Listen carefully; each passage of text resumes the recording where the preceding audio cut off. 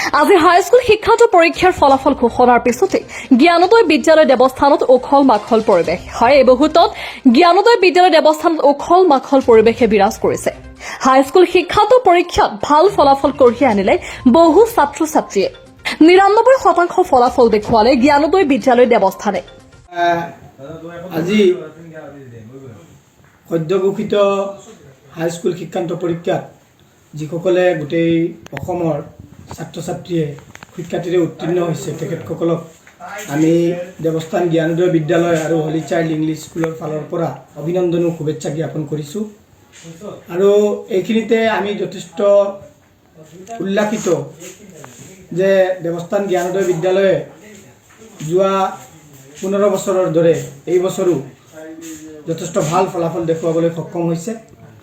যেহেতু আপোনালোকে জানে যে বিভিন্ন ধৰণৰ পৰিৱৰ্তন এই পৰীক্ষাত এইবাৰ অনা হৈছিলে বা আহিছিলে, ইয়াৰ পিছতো ছাত্ৰ ছাত্ৰীয়ে এটা ভাল ফলাফল দেখুৱাব পাৰিছে, যদিও আৰু উন্নত মানৰ ফলাফল হ'ব লাগিছিল।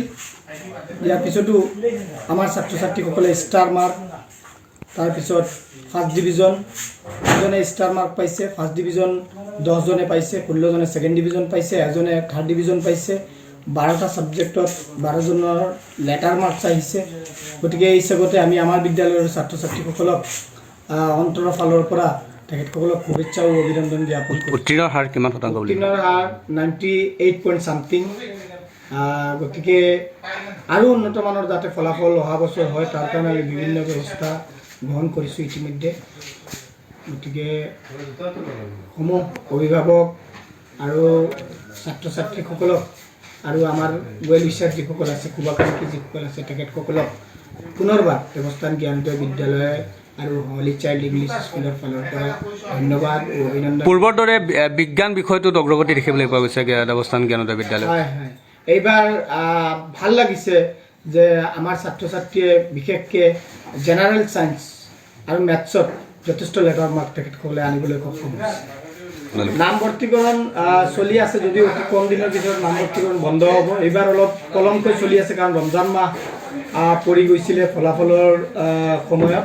গতিকে আমি এডমিশ্যন যদিও খোলা ৰাখিছোঁ, কম দিনৰ ভিতৰত আমি এডমিশ্যন বন্ধ কৰিম। আৰু এই সুযোগতে ক'ব বিচাৰিছোঁ যে আমি ল'ৰা ছোৱালীক প্ৰায় বছৰৰ প্ৰথমত 3 মাহ আৰু শেষৰ পিনে 3 মাহ আমি এক্সট্ৰা ছায়েন্স, মেথছ আৰু ইংলিছৰ আমি তেখেতসকলক কোচিং দিওঁ। গতিকে যোৱা বছৰ আমি কোচিং কৰি যথেষ্ট ফলাফল পাইছোঁ বুলি ক'ব পাৰোঁ। আৰু এই বছৰো আমি তেনেকুৱা ধৰণৰ ল'ৰা ছোৱালীৰ কাৰণে কোচিং ৰাখিছোঁ। যথেষ্ট অভিজ্ঞ আমাৰ এই অঞ্চলৰ পুৰণা বিজ্ঞান শিক্ষক কওক, মেথছৰ শিক্ষক কওক, ইংলিছৰ শিক্ষকসকল কওক, তেখেতসকলে যদিও বেলেগ বেলেগ বিদ্যালয়ত শিক্ষকতা কৰে, ইয়াৰ পিছতো সেই বিদ্যালয়ৰ সময়ৰ বাহিৰে আমাৰ বিদ্যালয়ত তেখেতসকলে যথেষ্ট সময় দিয়ে, যাৰ কাৰণে জ্ঞানোদয় বিদ্যালয়খন অতি পুৰণি এখন বিদ্যালয়।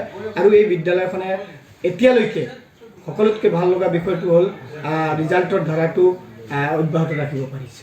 হয়, আজি বহু অপেক্ষাৰত হাইস্কুল শিক্ষান্ত পৰীক্ষাত সমগ্ৰ অসমৰ উত্তীৰ্ণ হোৱা সমূহ ছাত্ৰ ছাত্ৰীক আমি দেৱস্থান জ্ঞানোদয় বিদ্যালয়ৰ তৰফৰ পৰা আন্তৰিক ধন্যবাদ আৰু হিয়াভৰা অভিনন্দন জ্ঞাপন কৰিছোঁ।